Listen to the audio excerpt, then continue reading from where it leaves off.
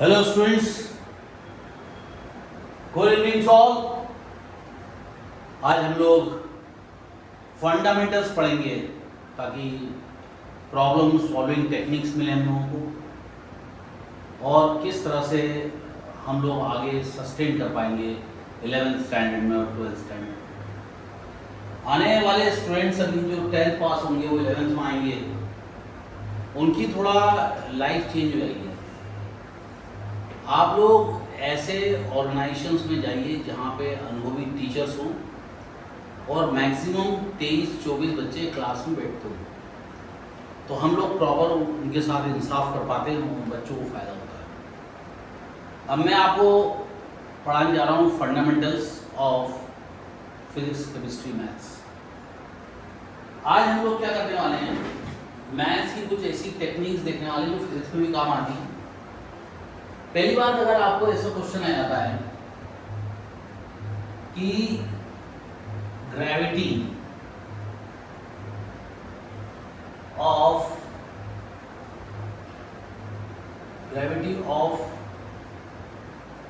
Earth goes 1/4 of its original value, what will be the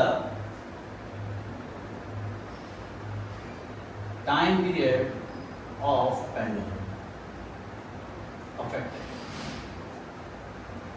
यानी कि नया time period क्या होगा, ऐसा क्वेश्चन रहेगा। अब देखो, कभी भी ऐसे क्वेश्चंस आते हैं जिसमें टाइम्स लिखा रहता है, ट्वाइस लिखा रहता है, थ्राइस लिखा रहता है, 1/4 लिखा रहता है, 1/10 लिखा रहता है। 1/10 लिखा है मतलब 1/10, समझिए। सबसे पहली बात, हमारे पास फॉर्मूला होता है T = 2 पाई √L/G। अब यहां पर उसने सिर्फ बोला है कि ग्रेविटी चेंज हो रही है, लेंथ का कोई फर्क नहीं पड़ रहा है। इसका मतलब लेंथ क्या हो गई, कांस्टेंट हो गई। आपके पास एक और तरीका है, आप दोनों तरफ स्क्वायरिंग कर दो तो भी हो जाएगा सॉल्व। मैं दो मेथड से इसको सॉल्व करके आपको दिखाता हूँ। आप क्या कीजिए, T² = 4 पाई का 2 पाई का होल स्क्वायर लिख दो इंटू L/G लिख दो, समझिए। अब मान लो हमारा पहला टाइम पीरियड अगर T1 है तो पहली ग्रेविटी G1 होगी। अब ये L को कुछ छेड़ाखानी नहीं करेंगे, क्योंकि क्वेश्चन में ऐसा कुछ पूछा नहीं है। हम लोग एक और लेंगे T2 स्क्वायर, वो क्या हो जाएगा 2 पाई का स्क्वायर, और ये हो जाएगा L/G2। हमारे मैथ्स में कभी भी याद रखना 2/3/5/7 लिखा है, तो ये सबसे नीचे वाला सबसे ऊपर वाले के साथ, ये इसके साथ मल्टीप्लाई होता है। अब ये सबसे नीचे वाला सबसे ऊपर वाले के साथ मल्टीप्लाई होगा और ये वाला इसके पड़ोसी के साथ मल्टीप्लाई हो जाएगा। अब आपकी ये वैल्यू सेम है तो ये कैंसिल हो जाएगी। आपका आंसर आएगा T1² T2² = G2/G1 हो जाएगा। क्या हो जाएगा, G2/G1। कंडीशन क्या है, देखो कि ओरिजिनल वैल्यू अगर G1 है और चेंज वैल्यू G2 है, तो वो क्या बोल रहा है कि ओरिजिनल वैल्यू जो थी वो 1/4 हो जाएगी। यानी कि आप G2 ले लो, G2 will be 1/4 of G1।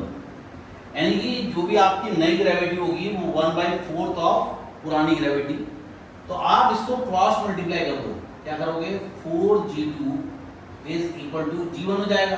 क्योंकि मैथ्स में जितना सिंपल टेक्निक इस्तेमाल करोगे उतना अच्छा है। वैसे देखा जाए तो फिजिक्स का क्वेश्चन है। अब हम लोग क्या करेंगे, यहाँ G1 की वैल्यू दी हुई है, 4G2 दी है, यहाँ पुट कर देंगे। अब आप चाहो तो ये स्क्वायर हटा के वापस अंडर रूट लगा दो, तो आपका आंसर हो जाएगा T1/T2 = √G2/G1। G2 क्या है मालूम नहीं, तो G2 एज इट इज लिख दो, और G1 के जगह क्या लिख सकते हो आप, 4G2 लिख सकते हो। क्या आ जाएगा, 4G2। अब ये G2 कैंसिल हो गया और 1/4 आ गया। ये क्या आ गया, 1/4। 4 का अंडर रूट होता है 2, √4 का आंसर आता है 2, क्योंकि 2 स्क्वायर के टकले पे हाफ लिख दो, ये हाफ ऑफ कैंसिल हो जाएगा, आपका आंसर आएगा 2। तो क्या हो जाएगा T1 अपॉन, रुको ये यहाँ पे कर देते तो बेटर है, T1 upon T2 is equal to 1/2 हो जाएगा। अब इसको क्रॉस मल्टीप्लाई कर दो, या तो आप लिख सकते हो T1 is to T2 is equal to 1:2। ये तो रेशियो के टर्म में हो गया, कंपेयर करने को बोलेंगे तो ऐसे ही करना। और अगर आपको पूछा गया है कि नया टाइम पीरियड किस तरह से अफेक्टेड होगा, तो लिख सकते हो T2 will be 2 times of the T1। इसका मतलब ये हुआ कि नया टाइम पीरियड लंबा हो जाएगा। क्या हो जाएगा? लंबा हो जाएगा। इसका मतलब क्लॉक विल रन स्लो। आप अगर पेंडुलम को देखते हो, ये आपका पेंडुलम है, ये आपका मीन पोजीशन है। यहां तक आएगा तो एक्सट्रीम पोजीशन, वहां पे आएगा तो एक्सट्रीम पोजीशन। आप देखो 1 2 3 4 4 अटेम्प्ट में वो अपना टाइम पीरियड पूरा करता है। अगर ये स्लो चलेगा, देखो ऐसे स्लो चलेगा, उसका टाइम पीरियड बढ़ जाएगा ना, जो कम टाइम होना उसकी जगह वैल्यू बढ़ जाएगी। तो टाइम पीरियड क्या आपका 2 गुना हो गया, टाइम पीरियड बढ़ गया, इसका मतलब आपकी घड़ी स्लो चलेगी। तो पहले अगर घड़ी ऐसे चल रही थी तो अब घड़ी ऐसे चलेगी, यानी कि आपकी घड़ी स्लो हो जाएगी। तो ये होता है टेक्निक क्वेश्चनों को सॉल्व करने की। टाइम्स बोला है मतलब multiply, 1/4 times of the G1। और इस तरह से आप बोलोगे कि time period of pendulum becomes twice of the original value. जो प्रीवियस टाइम पीरियड था उसका वो दुगुना हो जाएगा। Got it? तो इस तरह से हम क्वेश्चनों को सॉल्व कर पाते हैं, कॉम्प्लिकेटेड क्वेश्चंस को। अब अगर वो पूछता है how these all questions are related with oscillation chapter। Okay, oscillation क्या होता है? देखो ये अगर मीन पोजीशन है और एक ऑब्जेक्ट जाता है इधर जाता है, उतना ही डिस्टेंस इधर जाता है, तो maximum displacement of A particle about the mean position is called amplitude. यहां से कहां तक हो गया वो एम्पलीट्यूड। देखो जाता तो यूं है, जाता तो यूं है, समझ गए? दिस इज द पाथ, लेकिन हम लोग स्ट्रेट लाइन में उसको लेते हैं। और इस तरह से एक पेंडुलम का जो मोशन है 1 2 3 4, अगर वो पूछता है कि सेंटर से मीन पोजीशन जाने में अगर वो 0.5 सेकेंड ले रहा है तो टोटल टाइम पीरियड कितना होगा? तो time period consist of 4 attempt, 1 2 3 4, 0.5 0.5 0.5 0.5, total time period हो जाएगा 4 into 0.5 दैट इज 2 हो जाएगा। 4 into 0.5 2 सेकेंड्स, और इस तरह से उसका टाइम पीरियड हो जाएगा 2 सेकेंड्स। अब देखो कभी भी अगर कोई क्वेश्चन पूछते हैं आपसे तो आप क्या करो, उस फॉर्मूले को लिख डालो। जैसे हमें मालूम है कि T is equal to 2π√L/G। इसको आप लिख सकते हो, 2π√L/√G लिख सकते हो। तो मैथ्स में होता क्या है, अगर √2 into √3 लिखना है अपन को, तो हम लोग क्या करते हैं, पूरा रूट लगा सकते हैं और 3 into 2 लिख सकते हैं, तो क्या हो जाएगा √6। ऐसा ही हम डिवाइड में भी कर सकते हैं। अगर √2 डिवाइड बाय √3 लिखा है तो इसको अपन लिख सकते हैं √2/3, यानी यहाँ से यहाँ जाया जा सकता है और यहाँ से यहाँ जाया जा सकता है। तो उसी तरह से अगर आपको √L/G लिखा हुआ है तो हम लोग उसको ऐसा लिख सकते हैं। अब हम लोग को क्वेश्चन पूछा जाएगा, what is the relation of time period with acceleration due to gravity. तो जब पहले बात तो ग्रेविटी क्या होती है सीख लेते हैं अपन। कोई भी ऑब्जेक्ट को एक हाइट से आप छोड़ देते हैं तो वो ऑब्जेक्ट फ्रीली फॉलिंग अर्थ के सेंटर की तरफ आता है। अब अर्थ के सेंटर की तरफ उसको क्यों माना जाता है? क्योंकि कोई भी स्फीयर है उसके परपेंडिकुलर कोई भी लाइन ड्रॉन करोगे तो सेंटर की तरफ जाती है। इसलिए बोलते हैं कि body falling from certain height will be attracted towards the centre of the earth. और क्योंकि वो परपेंडिकुलर गिर रही थी तो तो जब कोई ऑब्जेक्ट ऊपर से नीचे गिरता है तो उसके ऊपर किसी प्रकार का कोई फोर्स नहीं लगता और वो एक्सेलरेशन ड्यू टू ग्रेविटी के अंदर होता है, और जब वो नीचे आता है तो उसकी स्पीड बढ़ती चली जाती है, वेलोसिटी बढ़ती चली जाती है, इसलिए बोलते हैं rate of change of velocity is called acceleration, और ये एक्सेलरेशन ग्रेविटी के कारण प्रोड्यूस होता है, इसलिए इसको बोलते हैं एक्सेलरेशन ड्यू टू ग्रेविटी। तो स्मॉल g की वैल्यू क्या है, एक्सेलरेशन के ही जैसी होती है। अगर कोई पूछेगा what is the unit of acceleration due to gravity, तो एक्सेलरेशन ड्यू टू ग्रेविटी की यूनिट होती है मीटर पर सेकंड स्क्वायर, या लिख देंगे मीटर पर सेकंड स्क्वायर, दोनों एक ही बात है। और लेंथ की यूनिट होती है मीटर, लेंथ की यूनिट क्या होती है, मीटर। तो अगर कोई पूछता है कि time of period of pendulum किन बातों पे डिपेंड करता है, टाइम पीरियड ऑफ पेंडुलम किन बातों पे डिपेंड करता है। अगर कोई भी पेंडुलम, पेंडुलम मतलब क्या होता है, ये जो एक हेवी बॉब होता है, जो गोला होता है ना नीचे, वो गोला उसको बॉब बोलते हैं। ये क्या होता है, हेवी बॉब होता है, और एक मासलेस बिल्कुल पतली सी स्ट्रिंग से उसको लगा देते हैं। ये हैवी बॉब जो है ये इस तरह से ऑसिलेट करता है, जितना डिस्टेंस वो यहाँ पर जाता है उसको बोलते हैं प्लस ए, और जितना डिस्टेंस वो यहाँ पे जाता है उसको बोलते हैं माइनस ए। और इस तरह से इस पॉइंट पे इसकी वेलोसिटी मैक्सिमम होती है, और ये वेलोसिटी आपको 11th स्टैंडर्ड में पढ़ने को मिलेगी सीबीएसई बोर्ड में, और 12th स्टैंडर्ड में पढ़ने को मिलेगी स्टेट बोर्ड में HSC. v is equal two plus और माइनस ए ओमेगा, ये होती है maximum velocity of A particle. उसी तरह से इस पॉइंट पर वेलोसिटी क्या हो जाती है, जीरो। इस पॉइंट पर वेलोसिटी क्या हो जाती है, जीरो, और ये कहलाती है हमारी length of the string. Length of the string क्या है, एल, यहां से यहां तक का जो डिस्टेंस है ये एल होता है, लेकिन ये इफेक्टिव लेंथ नहीं होती, ये कहलाती है, it is not effective length, इसको इफेक्टिव लेंथ नहीं बोलते। Effective length is what, effective length is L plus R. जो बॉब का रेडियस होता है वो इसके साथ ऐड कर देना पड़ता है, तो L plus R is called effective length, और वो ही ये इफेक्टिव लेंथ है।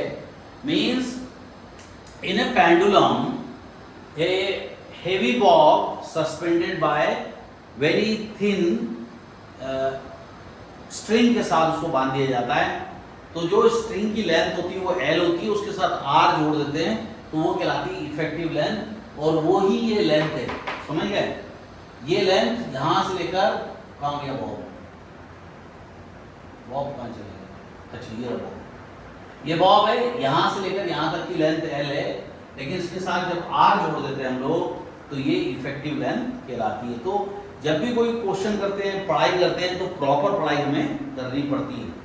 ये कहलाता है रेडियस ऑफ द बॉब, और ये कहलाता है लेंथ। L प्लस आर क्या कहलाता है, इफेक्टिव लेंथ। तो अगर कोई पूछता है कि what are the factors on which the time period effect depends, तो आप क्या करो, ये फॉर्मूला सीधे लिख दो।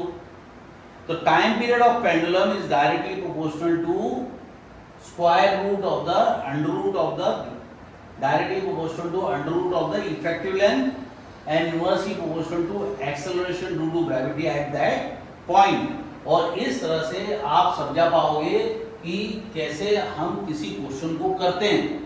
कोई भी अगर रीजनिंग क्वेश्चन आपसे पूछता है तो ऐसा ही करना पड़ता है।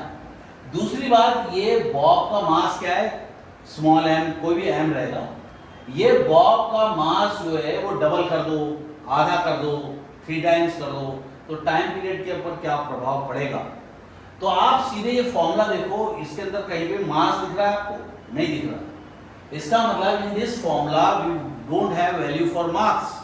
इसका मतलब the time period of pendulum independent of the mass, mass से इंडिपेंडेंट होता है, समझिए।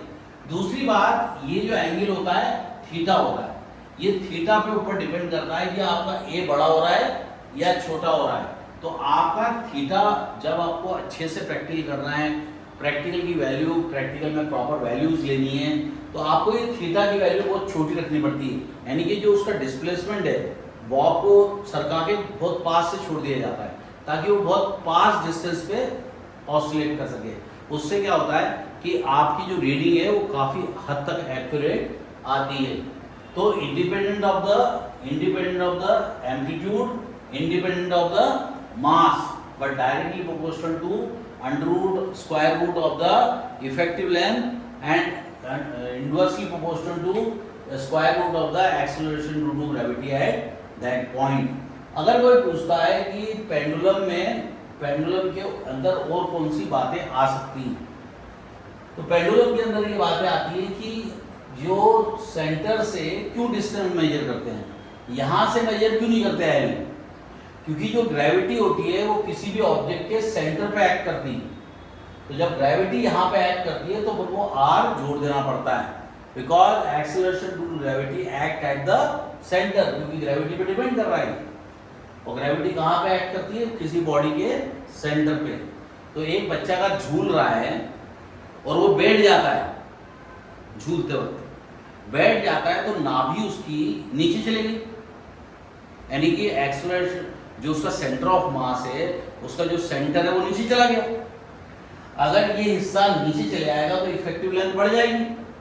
अगर इफेक्टिव लेंथ बढ़ गई तो टाइम पीरियड बढ़ जाएगा, इसका मतलब झूला स्लो हो जाएगा।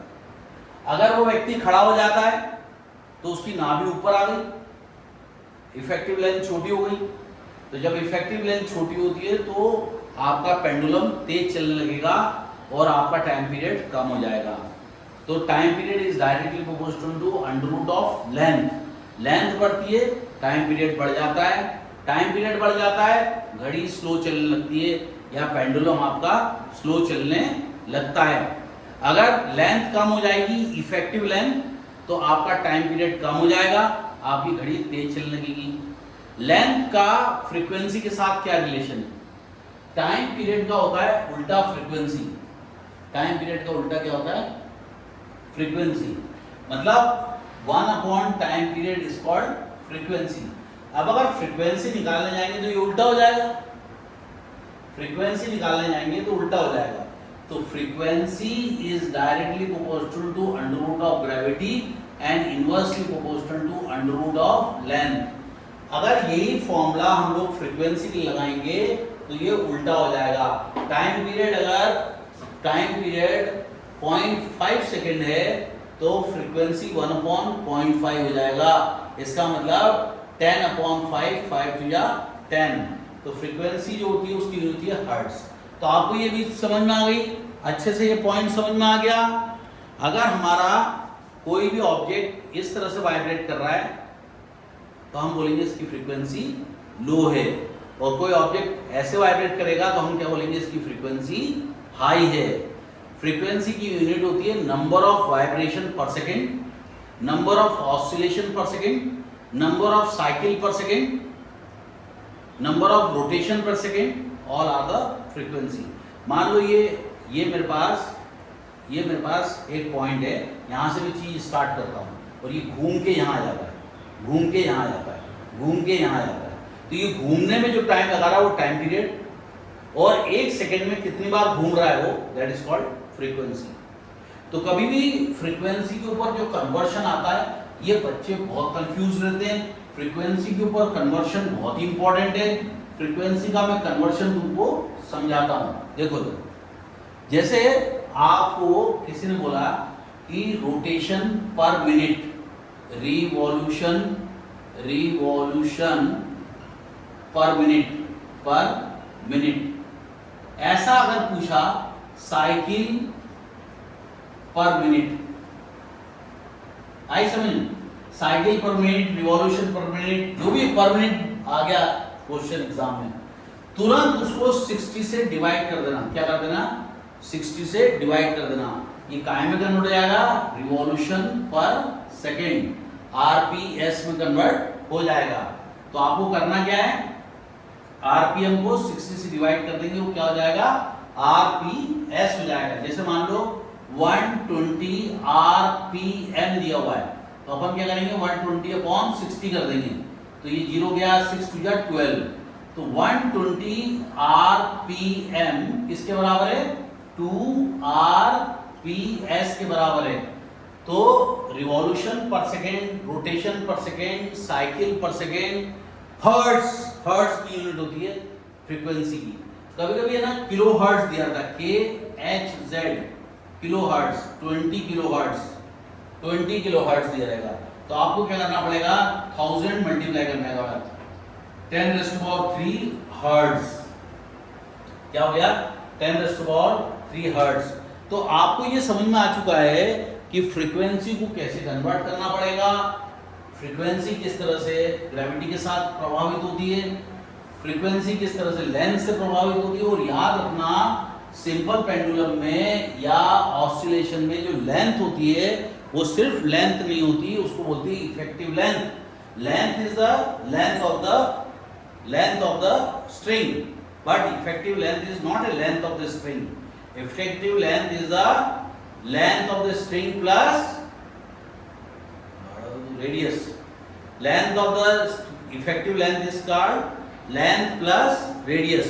उसको बोलते हैं effective length. अब अगर कोई क्वेश्चन पूछता है if effective length goes 2.5 times bigger, आई समझ में। अब क्या करा अपन ने, 2.5 टाइम्स बढ़ गई। यहां पर ग्रेविटी की वो कुछ बात नहीं कर रहा है, इसका मतलब ग्रेविटी हो गई कांस्टेंट। हमारे पास एक फॉर्मूला होता है T1/T2 is equal to √L1/L2। ये कैसे बना होगा, जैसे अपन ने पिछला वाला बनाया था वैसे ही इसको बनाएंगे, जी कैंसिल हो जाएगा। मैं अगर तुम्हें चाहो तो ऐसा बता सकता हूं, T1/T2 इज इक्वल टू 2π/2π √, पहले ऊपर वाला लिख लो, √L1/G √L2/G, है ना। अब मैंने तुम्हें क्या बताया था कि जब भी √ के अंदर रहता है तो सिंगल √ लगा सकते हैं। कैसे, जैसे √2 लिखा है और √3 लिखा है तो अपन लिख देंगे √2/3। और एक और चीज अपन ने सीखी थी, 2/3/5/7 लिखा है तो ये इसके साथ मल्टीप्लाई होता है, ये इसके साथ मल्टीप्लाई होता है। तो अपना ये जी किसके, जी तो कांस्टेंट है, जी तो सेम है ना, जी तो सेम है। तो अपन क्या करेंगे, ऐसे लिख देंगे √L1/L2 इंटू G/G। तो जी कैंसिल हो जाएगा, आपका आंसर आएगा L1/L2। अब वो क्या बोल रहा है कि जो आपकी लेंथ है, एक काम करते हैं 2.5 टाइम्स ना लेकर अपन ले लेते हैं 1.2 टाइम्स। तो क्या है, अच्छी बात होगी। अपन ले लेते हैं इसको 2.5 टाइम्स ले दो, चलो रहने दो 2.5 टाइम्स ले दो, या 0.25 कर दो, 0.25 टाइम्स कर दो, ज़्यादा अच्छा है 0.25 टाइम्स, समझिए। तो टाइम्स का मतलब होता है इनटू, यहाँ पर टाइम्स का मतलब क्या होता है, इनटू। जैसे आप टाइम्स ऑफ इंडिया पेपर देखते हो, वो टाइम्स नहीं, टाइम्स मतलब मल्टीप्लिकेशन। तो अपन क्या करेंगे, नया जो लेंथ है वो हो गई L2, पुरानी लेंथ हो गई L1। वो बोल रहा है L2 जो है वो L1 का 0.25 टाइम्स ज्यादा है। इसका मतलब 0.25 टाइम्स ज्यादा है, टाइम्स उतना मल्टीप्लाई। देखो L2 is 0.25 times of the L1. L2 is 0.25 times of the L1. तो अपन लोग क्या करेंगे, L1/L2 निकाल लेंगे। क्या निकाल लेंगे, L1/L2। तो ये L2 को इधर भेज देंगे, इसको इधर भेज देंगे, तो आंसर आएगा 1.25, है ना। 0.25 में कितने पॉइंट, 1 और 2, दो नंबर के बाद पॉइंट है, तो हम ये पॉइंट हटा देंगे तो ऊपर के लग जाएगा 100। क्या लग जाएगा, 100। 25 4 से कितना होता है, 100। आपका आंसर आ गया 4। अब आप क्या करोगे, इस फॉर्मूले में डाल दोगे, इस फॉर्मूले में डाल देंगे। T1/T2 is equal to √4/1। क्या हो जाएगा, 4/1। 4 का √ किसका √ होता है, 2 का, है ना। 4 का अपन निकालेंगे 2, कैसे हो जाएगा, √4 का मतलब होता है 2 स्क्वायर और पावर में 1/2, कैंसिल हो गया, आंसर आ गया 2। तो ये आंसर हो जाएगा T1 upon T2 is equal to 2 upon 1। आप ऐसा भी लिख सकते हो T1 is to T2 is equal to 2 is to 1, या लिख सकते हो T1 is 2 times of the T2, यानी कि T1 जो रहेगा वो T2 का 2 गुना रहेगा। यानी कि अगर आप लेंथ 2.5 बढ़ा दोगे, कुछ गड़बड़ी कर दी मैंने लगता है वो,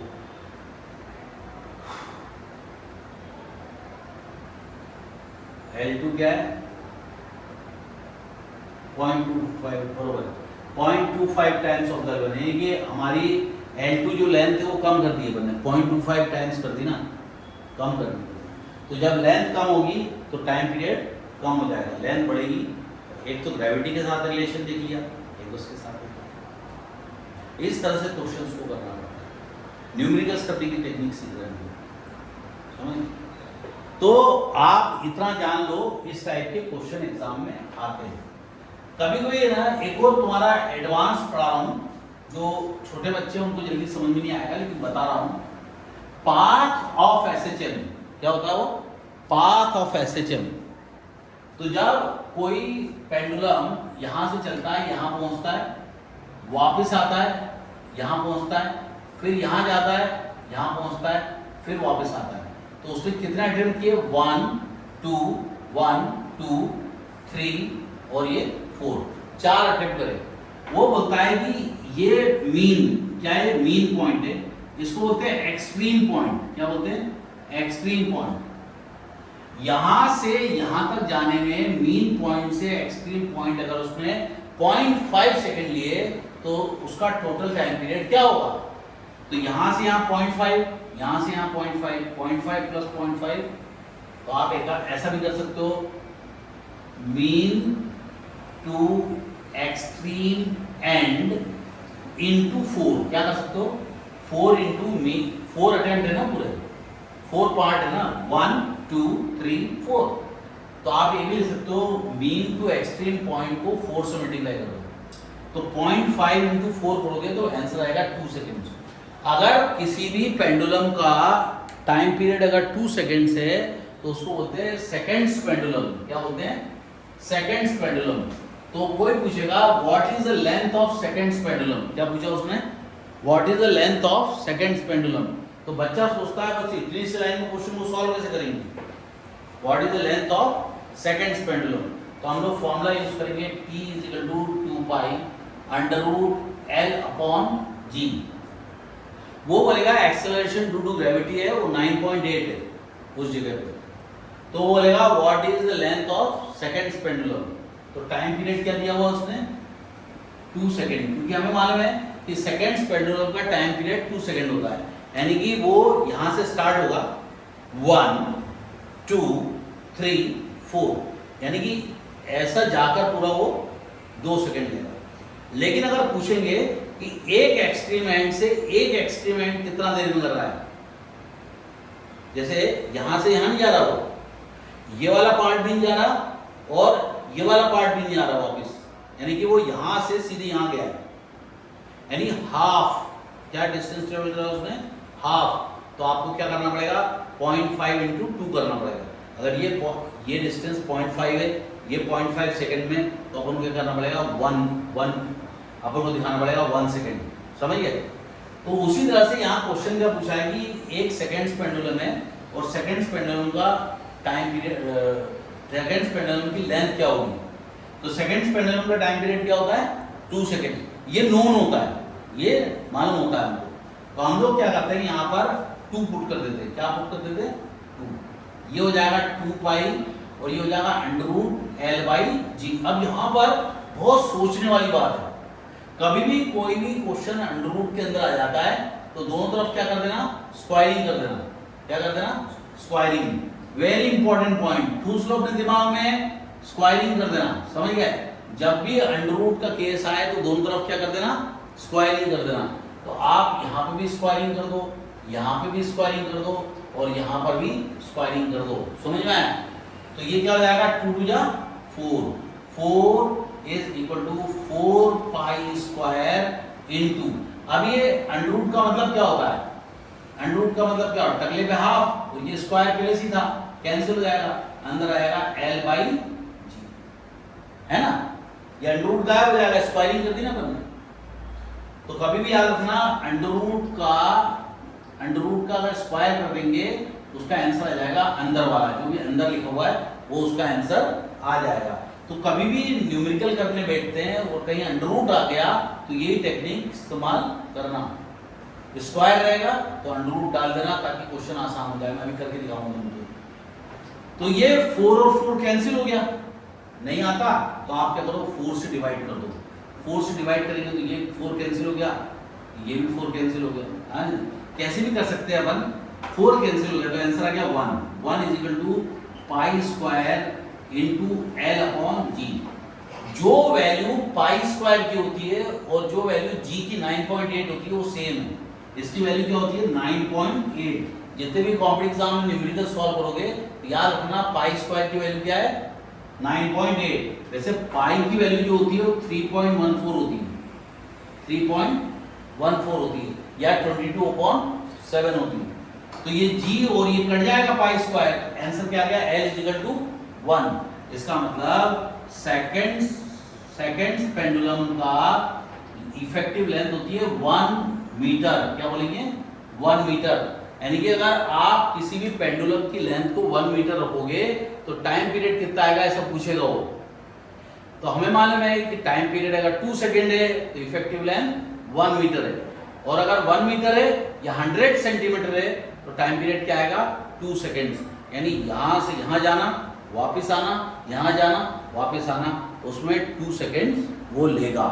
तो आपको इस टाइप के क्वेश्चंस आते हैं जिनको हमें सॉल्व करने पड़ते हैं। आ गया समझ में आपको अच्छे से? अब आपको कोई तकलीफ नहीं होगी। What is periodic motion? Periodic motion is a motion which repeats in a definite interval of time. जैसे मान लो ये ऑब्जेक्ट ये सेंटर है और ये पॉइंट से चला हो 1 2 3, ये जो टाइम ले रहा है उसको बोलते हैं टाइम पीरियड। तो पीरियोडिक मोशन क्या होता है, एक डेफिनेट टाइम इंटरवल के बाद वो रिपीट हो जाता है। जैसे 3 सेकंड के बाद रिपीट हो रहा है, फिर 3 सेकंड के बाद रिपीट हो रहा है, फिर 3 सेकंड के बाद। आया समझ में? तो टाइम पीरियड क्या होता है, time periodic motion is a motion which repeats itself in a definite interval of time. आया समझ में? इसी तरह से ऑसिलेशन क्या होता है, to and fro motion about the mean position is called oscillation. Bye bye, have a nice time, God bless you all.